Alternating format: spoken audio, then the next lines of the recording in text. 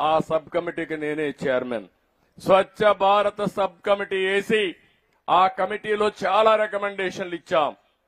October 2వ తారీఖున ప్రతి సంవత్సరం అవార్డ్స్ ఇవ్వాలని, స్వచ్ఛ సేవకుల్ని గుర్తించాలని, స్వచ్ఛందంగా వచ్చే ప్రతి ఒక్కరిని గౌరవించాలని, అవసరమైతే అవార్డ్స్ ఇచ్చి సమాజంలో ప్రత్యేకంగా వాళ్ళకి గౌరవం ఇవ్వాలని చెప్పి రికమెండేషన్లు ఇచ్చాం.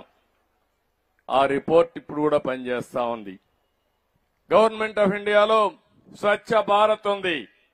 2015లో మన రాష్ట్రంలో స్వచ్ఛ ఆంధ్రప్రదేశ్ కు శ్రీకారం చుట్టాం. 2019 వరకు మీరు చూస్తే రోడ్ల పక్కన ఉండే డివైడర్లు కూడా పెయింట్లు వేసి ఆహ్లాదకరమైన వాతావరణం తీసుకొచ్చాం. పార్కులు అభివృద్ధి చేశాం. ఎక్కడ కూడా ఇబ్బంది లేకుండా చేశాం. కానీ 19 నుంచి వచ్చింది ప్రభుత్వం, భూతం మారిగా పడింది రాష్ట్రంలో. మొత్తం వ్యవస్థనన్నీ కూడా చిన్నాభిన్నం చేశారు. మామూలుగా చేయలేదు. ఇప్పుడే నేను మీ ఊర్లో చూసి వచ్చాను. ఎక్కడ చూసినా చెత్త కుప్పలు కుప్పలుగా, అడవులు అడవులుగా పేరకపోయింది. కొత్త కొత్త అడవులు తయారైపోయినాయి. అక్కడనే మీరు వస్తున్నారు, అక్కడనే మన పిల్లలు ఆడుకుంటున్నారు.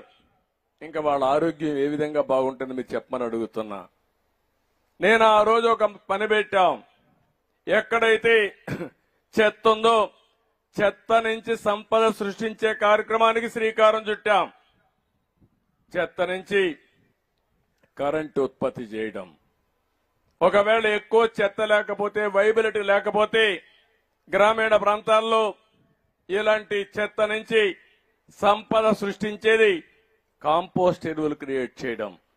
ఆ కాంపోస్ట్ ఎరువుల్ని మళ్లీ పంటలకు ఉపయోగించడం.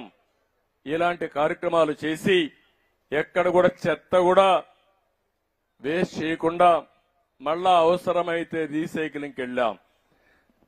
ఇప్పుడే ప్రసాద్ గారు కొన్ని విషయాలు చెప్పారు. మామూలుగా చెత్తలో మనం చూస్తే పొడి చెత్త, తడి చెత్త ఇవన్నీ కూడా మనం వేస్తున్నాం. దాన్ని సెగ్రిగేట్ చేసి రీసైక్లింగ్ పంపించాల్సిన అవసరం ఉంది.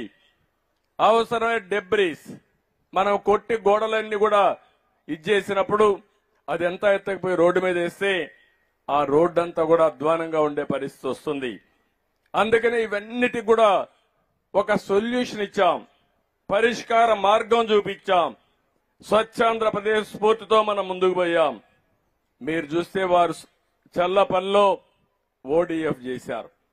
రాష్ట్రం మొత్తం మీరు చూస్తే 2,43,612 వ్యక్తిగత మరుగుదొడ్లు కట్టి 8,124 కమ్యూనిటీ టాయిలెట్లు